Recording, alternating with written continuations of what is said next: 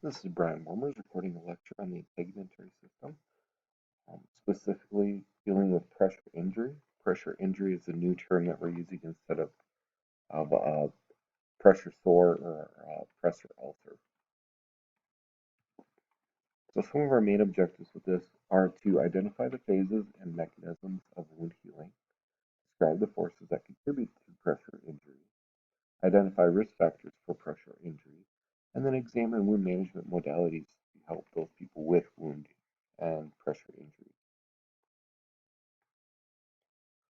So care of these patients, looking at the different ways that skin heals, we are concerned um, that the first one is inflammatory.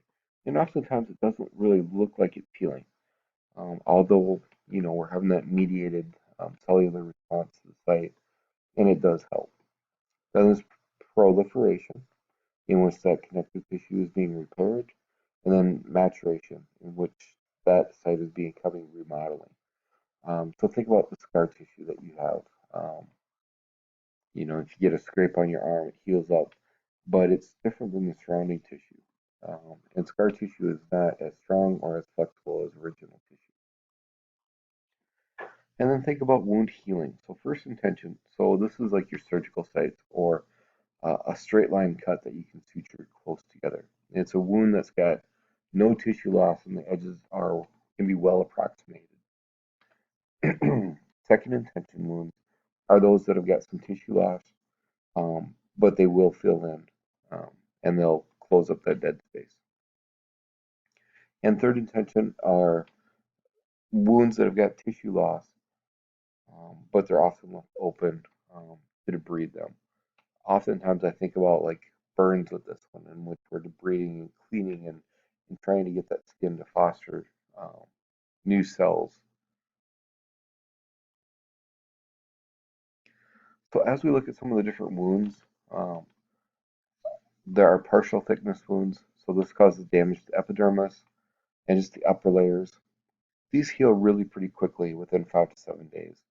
And then you get that local injury, but then you have some inflammation with it, but then it heals up after that. For full thickness wounds, the damage extends into the lower layers of the dermis and underlying subcutaneous tissues, and that's going to take a lot longer. Those cells have to be filled in with granulation tissue, and off to the right hand side, you'll see how some of these cells are filling in. The bad thing about these full thickness wounds is when they heal, you get the scar tissue, and then sometimes contractions can develop either within the skin, or if it's very severe, like in some of the burns, you get contractions of extremities.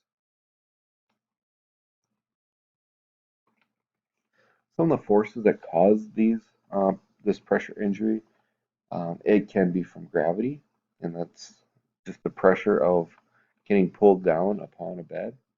You can get friction um, when the skin touches that and rubs up against it. And then oftentimes what I feel causes a lot of this is shearing. So the skin itself is stationary, but the person is moving down in bed and then kind of pulling that away.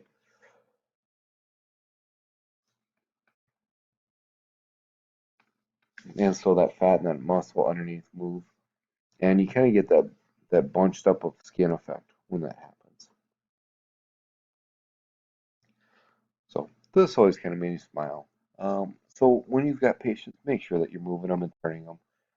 If they didn't come into the hospital with pressure ulcer or a pressure injury, they really shouldn't develop one when we're caring for them.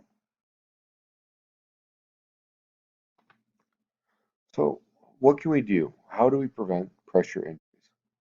First thing is just to know some of the high risk patients. Those patients that are in bed for a prolonged period of time. The ones that can't move very well or even at all, if we're talking about paralyzed patients. Those patients that are incontinent. So if they're laying in fecal matter or in urine, that's going to break down the skin and be hard on that and detrimental towards keeping them free from pressure injury. If they've got diabetes mellitus, hopefully you've learned this already, but due to their uh, increased protein size, they've got decreased circulation. And with that decreased circulation, you're not getting the oxygen and the nutrients that you need for your skin, and that can worsen this. If they don't have enough nutrition or hydration, once again, they need that nutrition to make the cells as well as maintain cells. If they've got an altered mental status, they might not understand that they're having discomfort and they might not change. And if they've got peripheral vascular disease, they might not have good circulation to their skin. So if these are the cases, make sure that you're doing something about it, whether it's specialty beds and mattresses or egg crates or making sure that all the bony prominences are off of the bed, such as your heels and your elbows. Um, and then, of course, the classic of turning and positioning at a minimum of every 2 hours. If your patient's at risk, by all means, you can do it more frequently than that and help them out.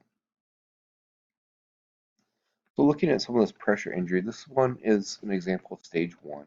That skin is intact, although it's a little bit red. It tends to be red over the bony prominences. So you can see the coccyx in this picture. But there's no breakdown yet. Stage 2, we are seeing some breakdown. Skin's not intact. It goes down into the epidermis as well as the dermis. It tends to be, this one's pretty superficial, and it kind of shows up like a blister abrasion or a shallow crater. But we're really not seeing a lot of bruising in these pictures yet. Stage 3 is full thickness, so as we go through those different layers of the skin, we're through all of them now.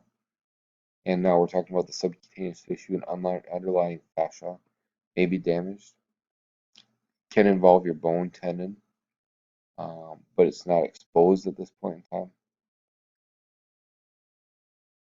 And they might have some undermining and tunneling. So, and what that means is basically tracks that you can't see.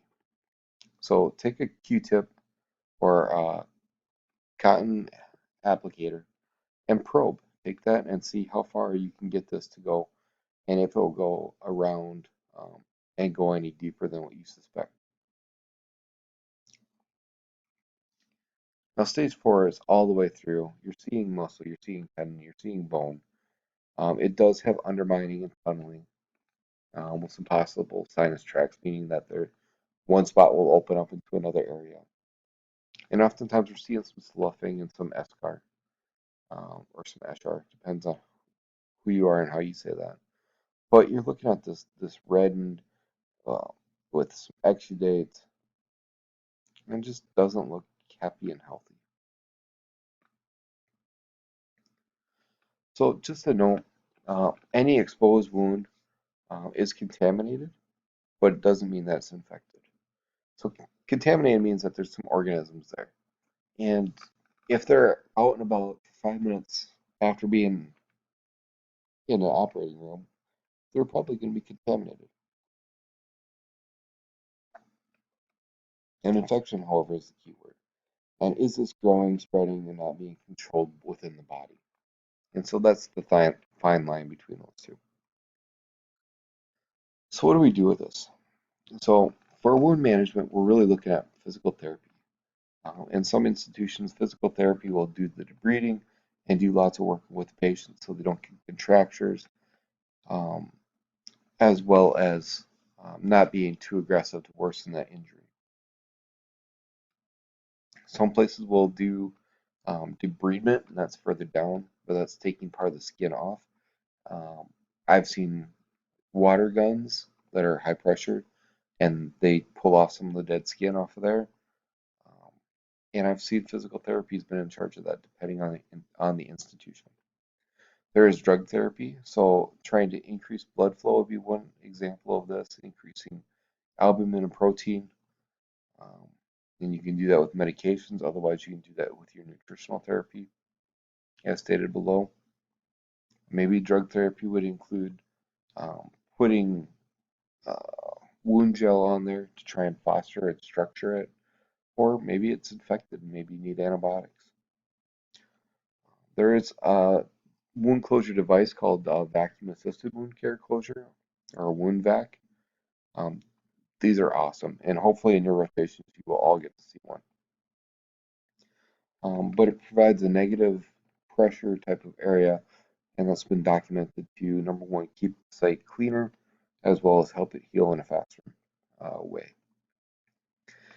So HPO, or hyperbaric oxygen, is putting them into a chamber and changing the atmospheric pressures, similar to what a diver will go through, or if you ride lots of airplanes, how that will change. What you're trying to do, though, is create an environment in which you're forcing oxygen into that wound. You can have topical growth factors, such as like wound gel or things that you can sprinkle on top of it, trying to stimulate those cells. We've got some skin substitutes. We can talk about skin grafting and those different things. And we'll talk about that in a little bit later.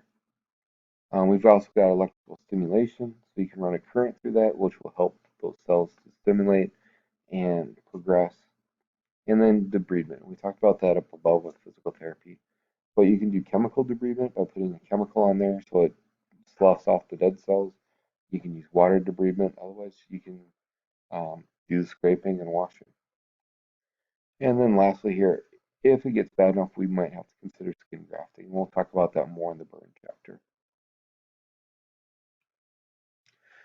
This concludes this chapter. If you have any questions, please feel free to contact me.